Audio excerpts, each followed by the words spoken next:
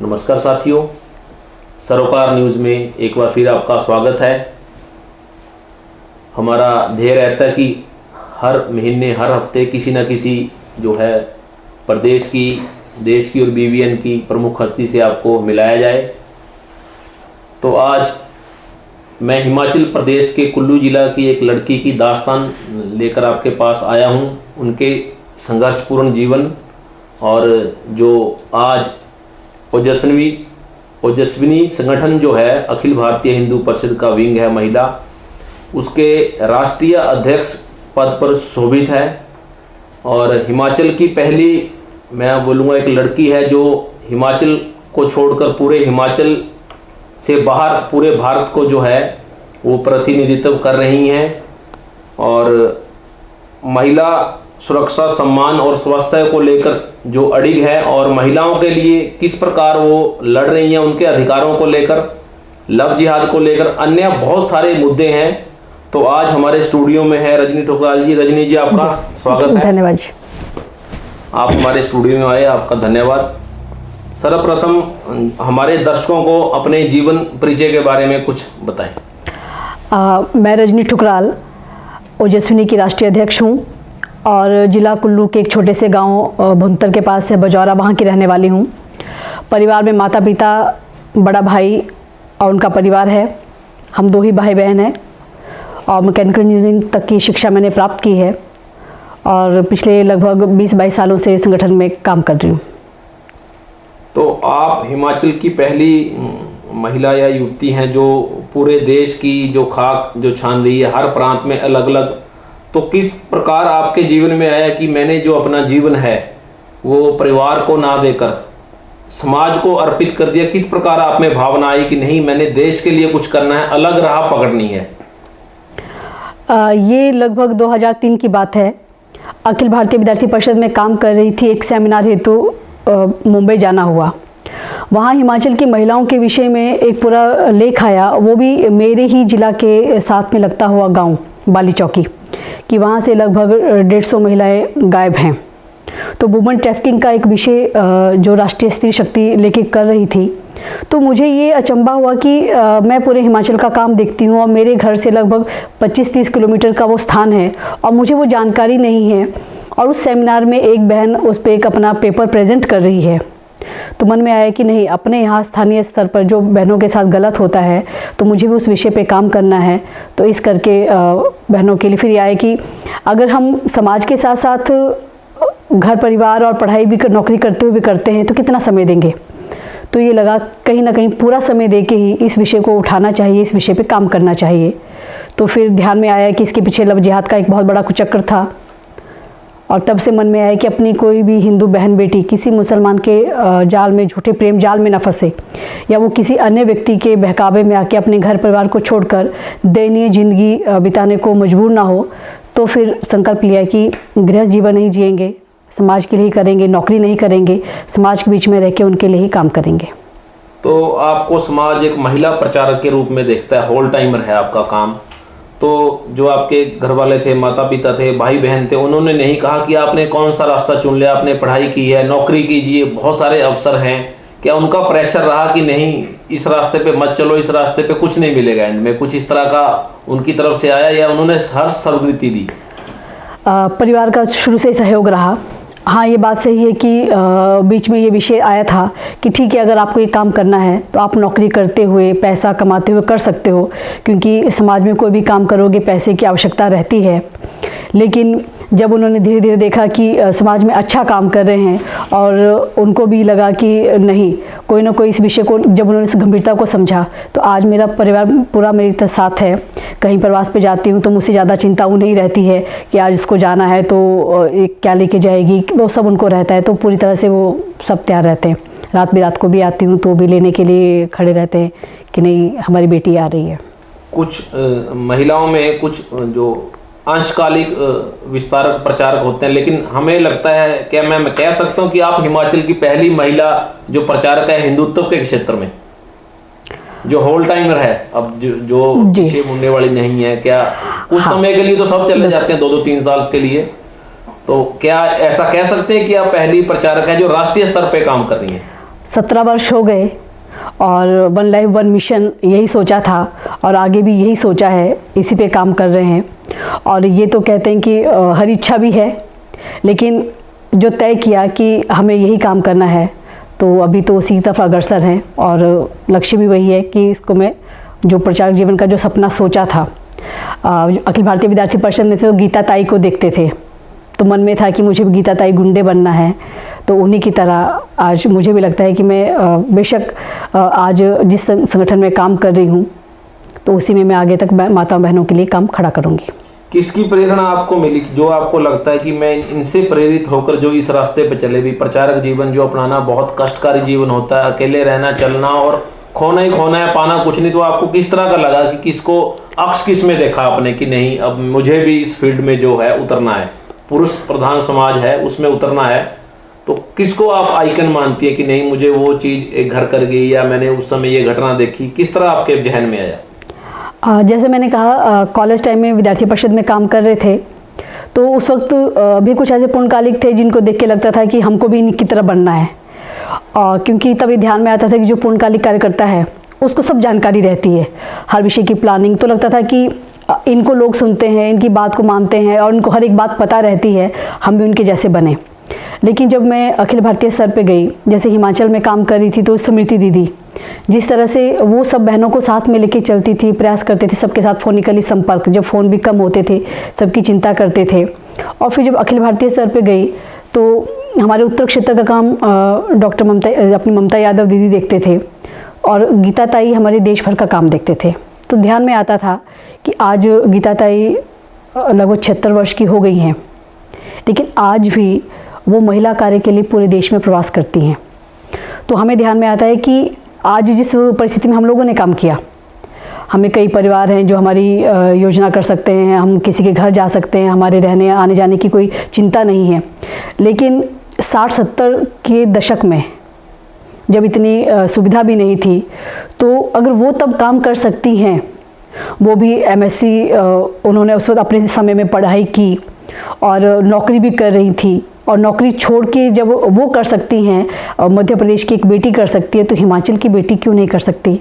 तो मैंने भी जब अंशकालिक तौर पे 2-3 जगह जॉब की तो नौकरी करने के बाद मैंने ये सोचा कि नहीं, मुझे भी अब यही काम करना है।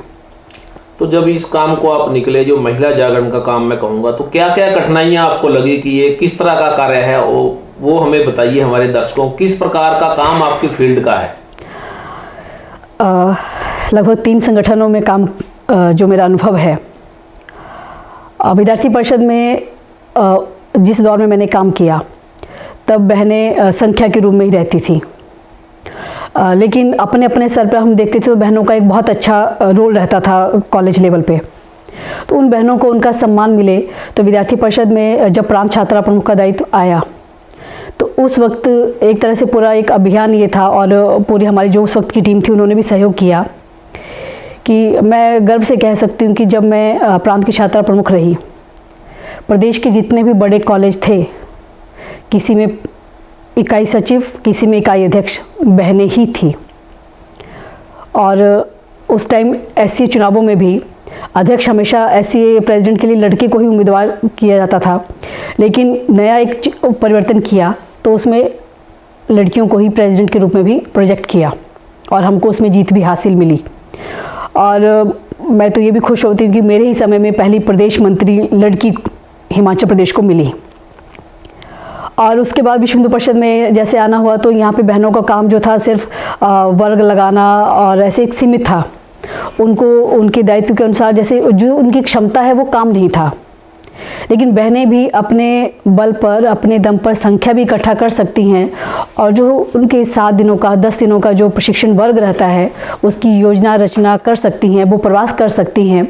तो अपने उस कार्यकाल में भी जो लगभग 2011 से लेके 2018 तक का रहा, और ध्यान में आता था कि बहनों का वर्ग है, बहनों की बैठक है, तो बैठक लेने वाले पुरुष कार्यकर्ता अधिकतम रहते थे। यहाँ तक कि जो प्रांत की दायित्ववान बहन रहती थी वो भी सामने की ही श्रेणी में होती थी, वो भी कभी मंच पे नहीं दिखती थी। तो उस समय में इतनी कोशिश ये रही कि अगर जिस संगठन, अगर बहनों का कार्यक्रम है, दुर्गा वाहिनी की जैसे मैं बात करूं, तो उसमें बहनें ही संचालन करेंगी, बहनें ही मंच पे बैठेंगी, बहनें ही चलाएंगी। तो एक ऐसा पूरा उनमें भी एक कॉन्फिडेंस कि तो आप लोग कर सकते हो, उसके लिए उनकी तैयारी करवाना, जो भाषण के विषय होते थे या ग्रुप डिस्कशन के होते थे वो भी बहनों से ही तैयार करवाना। तो एक बहुत बड़ा जद्दोजहद वाला काम था, क्योंकि अधिकारियों को भी लगता था कि अरे हमें बोलने के लिए मौका नहीं दिया जा रहा है। लेकिन उससे एक बहनों का बहुत अच्छा ग्रुप, लगभग 5 बहनें उस समय प्रवासी कार्यकर्ता तैयार थी, जो पूरे प्रदेश में मेरे साथ 2-2, 3-3 जिला में जाके अलग से अपना प्रवास करना, काम खड़ा करना करती थी। और वर्तमान में ओजस्विनी का जो मुख्य काम है वो महिला सुरक्षा, महिला सम्मान, महिला स्वास्थ्य। महिला सुरक्षा में ही जैसे मैंने कहा लव जिहाद वाला विषय है, जागरण का विषय है, उसके लिए लड़ना भी पड़ता है। तो आज लगभग पूरे देश में एक ऐसी टीम तैयार है कि आधी रात को भी कहीं हमें ध्यान में आता है कि किसी बहन बेटी को कोई मुसलमान बहला फुसला के लेके गया है और उसको लेके जाना है, तो वो अपने परिवार के सहयोग से उस बहन को बचाने के लिए आधी रात को भी तैयार खड़ी है। तो रजनी ठकुराल जब इतने टाइम में होल टाइमर रहे, आपने काम किया विद्यार्थी परिषद में, कभी ये नहीं आया कि सियासत में जो हाथ आजमाया जाए? क्योंकि कुछ रास्ते कानून सियासत पे बनते, कभी आपको लगा कि नहीं अब राजनीति में जाना चाहिए, या राजनीतिक और से ऑफर आया कि नहीं अब हमारे साथ चलो, आपका प्रवास भी है और आपने पूरा हिमाचल घूमा है? किस तरह का रहा आपका आकर्षण राजनीति के प्रति? बचपन में बहुत आकर्षण था, शायद भाजपा के प्रति आकर्षण था, जिस वजह से मैं अखिल भारतीय विद्यार्थी परिषद में मेरा जुड़ना हुआ। और अगर मैं कहूँ कि संघ परिवार के बाद कहीं मेरी सदस्यता हुई है तो मैंने भाजयुमो की सदस्यता लगभग 16 वर्ष की उम्र में ली थी। लेकिन जिस तरह से धीरे धीरे आगे बढ़ती गई, समाज में ध्यान में आया, ये बात सही है कि जब आप सत्ता में होते हो तो बहुत काम आप कर सकते हो, लेकिन सत्ता जब आती है तो अपने साथ कई विकृतियाँ भी लेके आती है और कई बार आप चाहते हो वो सब काम नहीं कर पाते हो जो आपको करने चाहिए।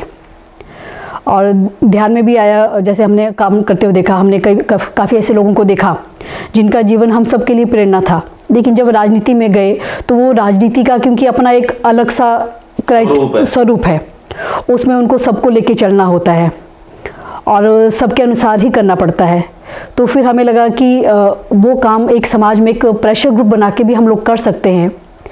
इसलिए कभी फिर लगभग ये आया कि नहीं एक सामाजिक नहीं फिट हो पाएंगे, और फिट नहीं हो पाएंगे तो फिर अपने आप को वहाँ पे सही जगह आपका अगर इस्तेमाल नहीं हो रहा है तो आपको फिर वहीं पे काम करना चाहिए जहाँ पे आप खुशी से काम कर सकते हो। लगभग 2008 में ही जब विद्यार्थी परिषद के बाद ऐसा लग रहा था कि कहीं ना कहीं किसी अन्य संगठन में जाना है, संघ परिवार की तरफ से योजना भी बनी थी, तो मुझे कहा भी गया था और मुझे ये भी कहा गया था कि अगर अच्छे लोग नहीं आएंगे, अगर आपको लगता है राजनीति में दूषित हो जाएगी, बिल्कुल अच्छे लोग आने चाहिए, अगर आप लोग अच्छे लोग ही नहीं आओगे तो कैसे चलेगा। लेकिन फिर भी मुझे लग रहा था कि मैं फिट नहीं हो पाऊंगी, या वो जो वहाँ का स्वरूप है उसमें अपने आप को मैं सहज महसूस नहीं कर पा रही थी। तो इसलिए यही तय किया कि समाज में, संगठन में एक प्रेशर ग्रुप के रूप में ही काम करेंगे ताकि लोगों को न्याय दिलवा सकें। आपने अभी जिक्र किया कि लव जिहाद को लेकर आपके पास जो आप पूरा लव जिहाद है क्या, ये हमारे दर्शकों को बताइए कि वास्तव में किसको आप लव जिहाद मानते हैं? शादी को मानते हैं, या शादी के बाद किसी की हत्या कर देती है उसको लव जिहाद मानते हैं? क्या क्राइटेरिया है? अगर रजनी ठकुराल के नज़रिए से देखें या आपके संगठन के नज़रिए से देखें तो किसको आप लव जिहाद कहते हैं? अब जैसे अगर मैं अपने भारत देश की बात कहूँ या मैं हिमाचल की भी बात करूं, हमारे यहाँ पे प्रेम विवाह को कभी बुरा नहीं माना गया, लेकिन आप अपनी सच्चाई छुपाकर, आप अपना धर्म छुपाकर, आप अपनी असलियत नहीं बताते हैं और किसी बहन बेटी की भावनाओं के साथ खिलवाड़ करते हैं, असल में वो लव जिहाद है। अपनी पहचान छुपाकर किसी से शादी करना। अगर वो अपनी बहुत कम केसेस ऐसे हैं जिसमें मुसलमान लड़के के द्वारा अपनी पहचान बताई गई, जो हिमाचल में हमारे पास जिन विषयों को लेकर हमने काम भी किया, और जनरली जो विषय भी आता है, ठीक है आपका धर्म कुछ भी हो सकता है, हम ये नहीं कहते, लेकिन स्वतंत्र है, क्योंकि 18 वर्ष की आयु मिलती है तो सब लोग कहते हैं कि हमारा स्वतंत्रता का अधिकार है कि हम कहाँ करें। लेकिन आप किसी से झूठ बोल के शादी कर रहे हो, आप पहले से ही शादीशुदा हो, आप अपने से आधी उम्र की लड़की के साथ शादी कर रहे हो, आप उसे डरा रहे हो, धमका रहे हो, और जब वो आपकी बात नहीं मान रही है तो आप जब उसको मार कर फेंक रहे हो या किसी कोठे पे जाके बेच रहे हो, वो लव जिहाद है। किसी के साथ दोस्ती होना, किसी के साथ आप स्कूल में साथ में पढ़ते हैं, कॉलेज में साथ पढ़ते हैं, तो एक सहज है। लेकिन जिस तरह से एक पूरा ये जो कुचक्र है कि आपको पैसे मिलते हों किसी लड़की से शादी करने के लिए, आपको पैसे दिए जा रहे हो कि आप ज़रा इनको कुछ दिन घुमाइए, इनको फिर बाद में कहीं बेचेंगे, वो लव जिहाद है।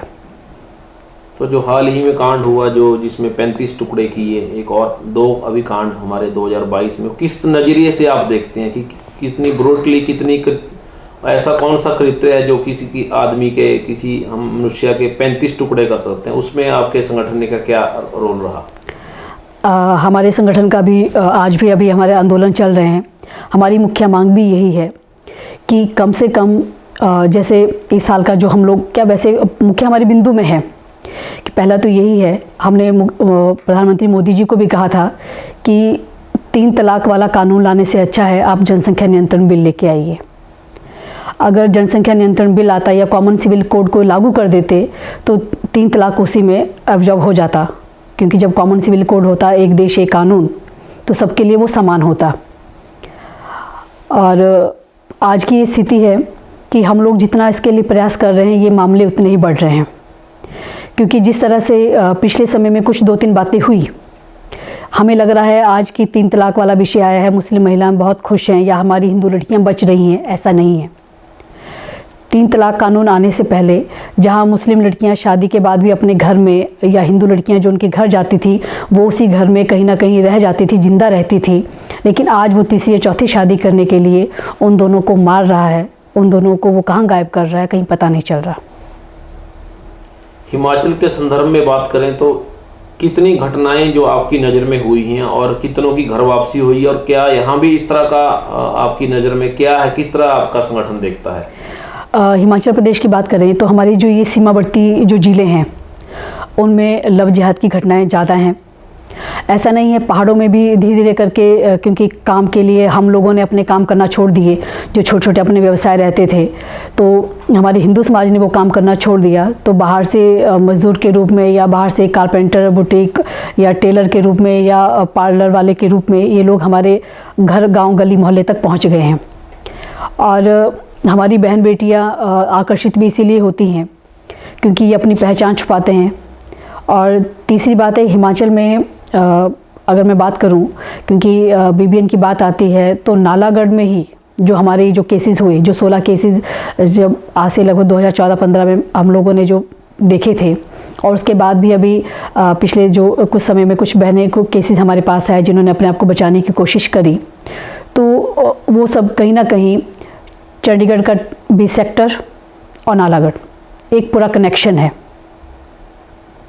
जहाँ पे इनका बहनों का निकाह होता है, इनको बहलाया फुसलाया जाता है, डराया जाता है।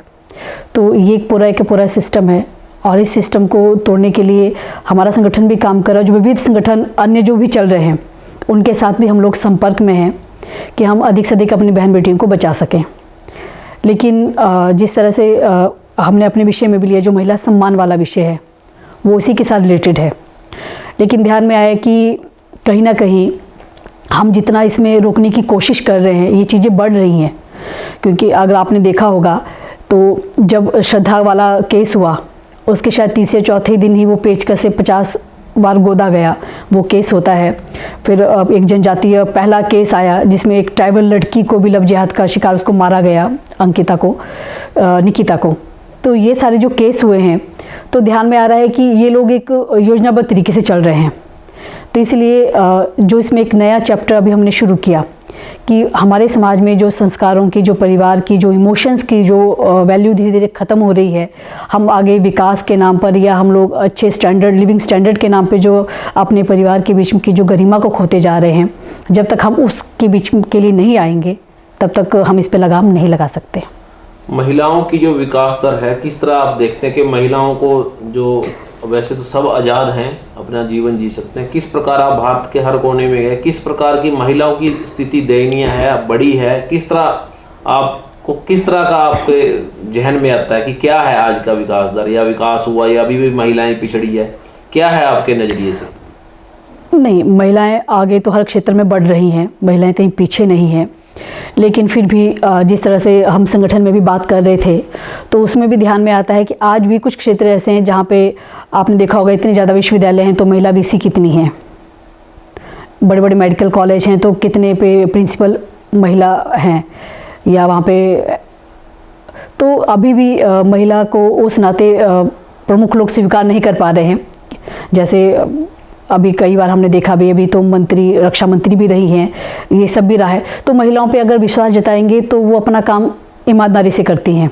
तो पीछे रहने का क्या कारण है महिलाओं का? क्या वो मेहनत नहीं करती, या उनको मौके नहीं मिलते, या उनको लगता है कि हमारा काम जो घर गृहस्थी चलाना है? किस तरह का नज़रिया उनको लगता है कि आगे आने में वो कोशिश करती हैं, या समाज नहीं आने देता है, पुरुष प्रधान, या लगता है कि नहीं हम जहाँ हैं उनको क्षमताओं को सही ढंग से नहीं पहचाना जा रहा? भी उनकी जो क्षमताएं हैं उनको वो मौका नहीं दिया जा रहा जितना लड़कों को मिलता है, युवाओं को मिल जाता है।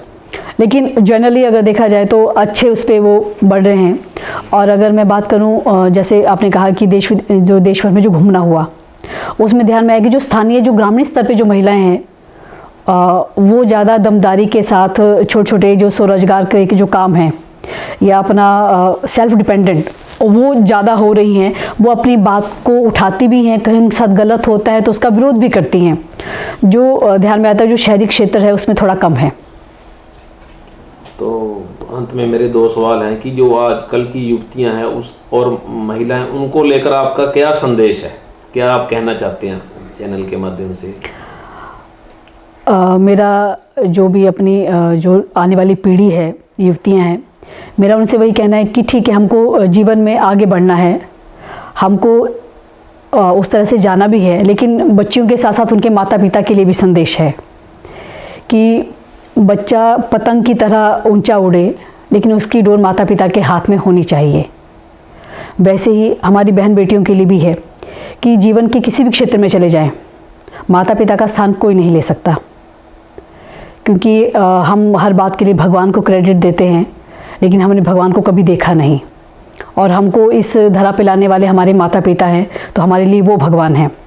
इसलिए कोई अच्छा हो, कोई बुरा हो, कुछ भी चाहिए, अगर वो अपने माता पिता से बात करेंगी तो उनको सही दिशा ही मिलेगी, वो उनके लिए सही सोचेंगे। तो मेरा वही कहना है कि आप आगे बढ़ें, लेकिन अपने घर परिवार का जो एक रिश्ता है उसको ना तोड़ें।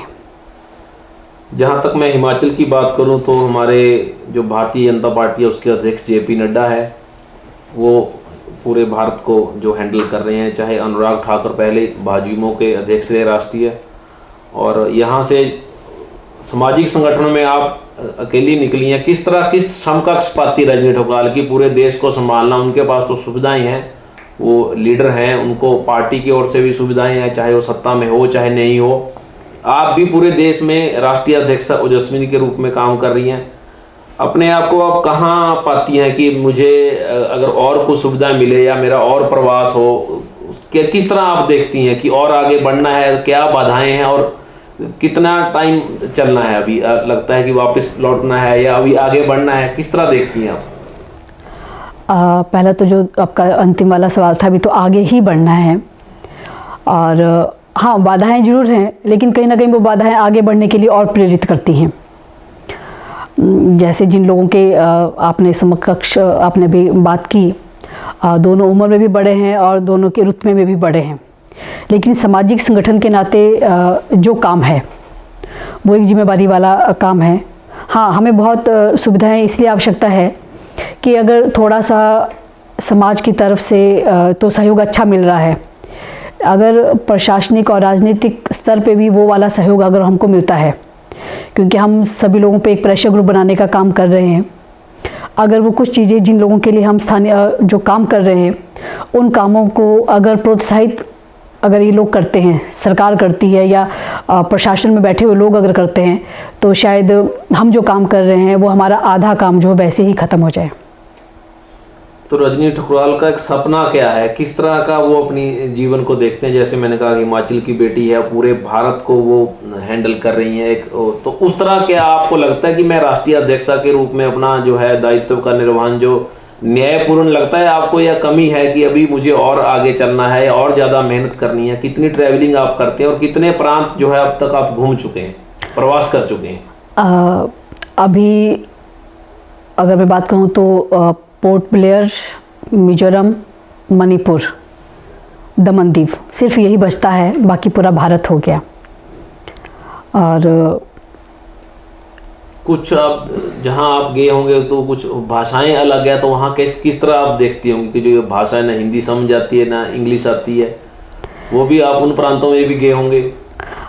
हाँ, समस्या तो रहती है। जैसे केरल की बात करूं तो, लेकिन फिर भी अपने साथ जो लोग हैं टूटी फूटी बोलते हैं, लेकिन कहीं ना कहीं जो विचार या भावों की जो भाषा है वो सब लोग समझते हैं।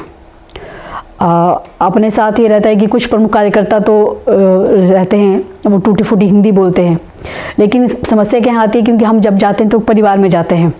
अब परिवार में जाते हैं, उनके साथ समय बिताना है, तो जो भाव होते हैं वही हम उनको समझ पाते हैं कि वो क्या कहना चाह रहे हैं, बिना ट्रांसलेटर के अगर उनसे अगर बात समझने की कोशिश करें। बाकी अगर मैं बात करूं तो पूरे देश में इतने वर्ष काम करते हुए हो गए, और मैं आज बड़े गर्व के साथ भी कहती हूँ, कई बार परिचय में आता है कि रजनी बहन ने उन्होंने अपना घर छोड़ा है, तो मुझे लगता है कि मैंने कहीं घर छोड़ा नहीं है। जहाँ भी जाती हूँ तो एक नया परिवार ही मुझे मिलता है, और पूरे देश में इतना लंबा सफ़र करती हूँ। हो सकता है कि मुझे लेने के लिए मेरा भाई 2 मिनट लेट हो जाए, लेकिन मैं कहीं जाती हूँ तो कार्यकर्ता वो समय से पहले ही लेने के लिए खड़े रहते हैं। आधी रात को जाते हैं, कई बार ट्रेन लेट होती है, कई बार फ़्लाइट में भी जाते हैं तो फ़्लाइट्स भी लेट होती हैं, तो वो भी बार बार फ़ोन करके कहाँ पहुँचे, कैसे पहुँचे, तो कभी ऐसा लगता ही नहीं कि हम कहीं बाहर हैं। अब भी हाल में ही मेरा प्रवास अभी आसाम का हुआ, और शायद आसाम में भी बराक वैली जाने वाली मैं अपने संगठन की पहली ही कार्यकर्ता रही जो बाहर से बराक वैली गई। ये दक्षिण ज़िला है आसाम के, जो त्रिपुरा के साथ सीमा है, और दूसरा बांग्लादेश बॉर्डर साथ में है। तो वहाँ जब गए तो अभी तक, आज तक लगभग हर दूसरे दिन वहाँ के कार्यकर्ताओं के फ़ोन और मैसेज आते हैं। उनके घर में कुछ भी होता है तो वो अपना सुख दुख शेयर करने के लिए भी फ़ोन करते हैं। इतना परिवार वाला, सिर्फ 24 घंटे के लिए ही उनके बीच में रहना हुआ, और सफ़र बहुत ख़तरनाक भी था। और फिर लगा भी कि अपना जो जनजातीय क्षेत्र है उसमें जो काम करते हैं या जो वहाँ पे जो समस्याएं हैं वो बहुत ज़्यादा हैं।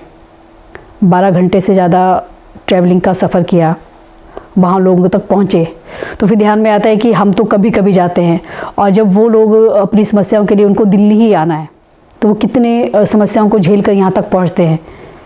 तो इसलिए वो उनकी वहाँ की रीति रिवाज भी ध्यान में आते हैं, उनकी समस्याएं भी ध्यान में आती हैं।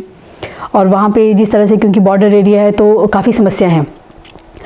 आप ये सोच सकते हैं कि जिस तरह से हम यहाँ पे एक बात करें, या आपके यहाँ जो नाला है, तो इधर भारत है, उधर बांग्लादेश है, बोट आती जाती है, कोई भी जो तैर के क्रॉस कर सकता है, कोई फेंसिंग नहीं है, कोई बॉर्डर लाइन नहीं है, कुछ भी नहीं है। और जिस तरह से वहाँ पे जो घटनाएं होती हैं, चाहे वो बहन बेटियों को भगाने की, बहला भगाने की हो, या वहाँ के जो पशु होते हैं उनको मार कर ले जाने की हो, गाय वगैरह को वो ले जाते हैं मांस खाने के लिए, मांस बेचने के लिए, या वहाँ के लोगों का जो रोज़गार होता है, जो फसल होती है उसको वो रातों रात आते हैं और उठा के वहाँ से उनकी फसल काट के ले जाते हैं। तो ये जो सब चीज़ें हैं, तो लगता है कि उन चीज़ों के लिए और प्रेरणा मिलती है कि अभी और करना चाहिए। इसलिए वो भाषा की कहीं कोई दीवार नहीं आती, जो भाव होते हैं उस भाव से ही सब चल रहा है। कोई ऐसा संस्मरण बताइए जिसमें आप भाषाई क्षेत्र में गए हों और आपको लगा हो कि हम अभी कहाँ आ गए, या कोई ऐसी चीज़ जो आपके जीवन को, जो आपको हंसी भी आती हो कि यार अभी हम समझ पा रहे हैं, या भोजन किस तरह करना है। कोई ऐसा आपकी किसी ऐसी जो स्टेट है कोई जहाँ आप गए हो, वहाँ कुछ ना समझ आया हो, और कार्यकर्ता तो होते ही हैं, कुछ ऐसा मैं केरल में ही कहूँगी। अपने कार्यकर्ता अगले दिन की बैठक और कार्यक्रम की तैयारी में थे, क्योंकि उस कार्यक्रम में हमारे राष्ट्रीय महामंत्री जी को भी आना था, तो वो उनको लेने के लिए चले गए। तो उन्होंने अपने घर में माताजी उनकी साथ मुझे ठहराया। उनकी माताजी को ना तो हिंदी आती थी ना इंग्लिश आती थी। अब वो भोजन बना रही हैं, तो अब वो मुझे पूछ रही हैं, मुझसे बात कर रही हैं, मैं समझ नहीं पा रही हूँ कि वो क्या कहना मुझे चाह रही हैं। क्योंकि केरल में यही था कि अपने कुछ ही परिवार ऐसे हैं, क्योंकि वहाँ नॉनवेज बनता है और मैं शुद्ध शाकाहारी हूँ, तो इसीलिए। और जिस परिवार में मैं गई थी तो वो माताजी मेरे लिए शाकाहारी भोजन तैयार करने वाली थी, तो इसलिए वो मुझसे कुछ पूछ रही हैं कि वो मुझसे नमक और मिर्च के लिए पूछ रही थी कि मैं तीखा खाती हूँ और फीका खाती हूँ, और मुझे वही समझ में नहीं आ रहा था कि वो मुझसे क्या कहना चाह रही हैं, और मुझे लग रहा था कि वो खाने के लिए पूछ रही हैं। तो बाद में ये लगा कि शायद थोड़ा सा और मैं प्रयास करती, क्योंकि वो इशारों में ही समझाने का मुझे प्रयास कर रही थी, पर मैं समझ नहीं पा रही थी। जो हम स्कूल कॉलेज में पढ़ते हैं, एक निबंध भी आता था कि भारत विविधताओं भरा देश है। मुझे लगता है आपको वो जो फलसफा है वहाँ जाकर समझ में आया। अगर हम नॉर्थ इंडिया में घूमते रहे तो एक जैसे ही हम कि भारत विविधताओं का देश है, हम उसको लिखते भी थे, नंबर भी अच्छे मिलते, लेकिन मुझे लगता है तब आपको पता लगा होगा कि इस पंक्ति का जो मूल्य है कि यहाँ कुछ है और वहाँ कुछ है। तो आप हमारे स्टूडियो में आए, धन्यवाद, आपसे बात हुई। तो ये थे हमारे साथ जो अखिल अंतर्राष्ट्रीय हिंदू परिषद की जो ओजस्विनी विंग है, महिला विंग है, उसकी राष्ट्रीय अध्यक्षा रजनी ठुकराल। इन्होंने अपने अब तक के कुल्लू से जो इनका सफ़र शुरू हुआ था और कई स्थानों पे इन्होंने नौकरी भी की, नौकरी छोड़ी, फिर अखिल भारतीय विद्यार्थी परिषद में काम किया, फिर करीब 5-6 साल जो है विश्व हिंदू परिषद में काम किया। तो इनके ये जीवन की संघर्षपूर्ण कहानी थी। जैसा कि मैंने कहा कि हिमाचल से राष्ट्रीय अध्यक्ष के तौर पे जगत प्रकाश नड्डा और अनुराग ठाकुर भाजयुमो में काम कर चुके हैं, और ये आज की जो युवतियां हैं, महिलाएं हैं, उनका रोल मॉडल भी है, एक चर्चित चेहरा है जिसको हम शख्सियत कह सकते हैं।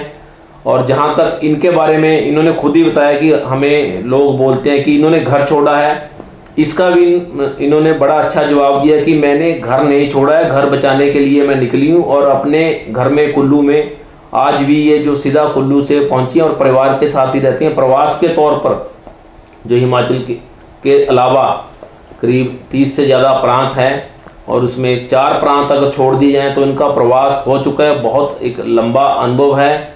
तो हम इनको इनके आगे के दायित्व है उसके लिए शुभकामनाएं भी देते हैं।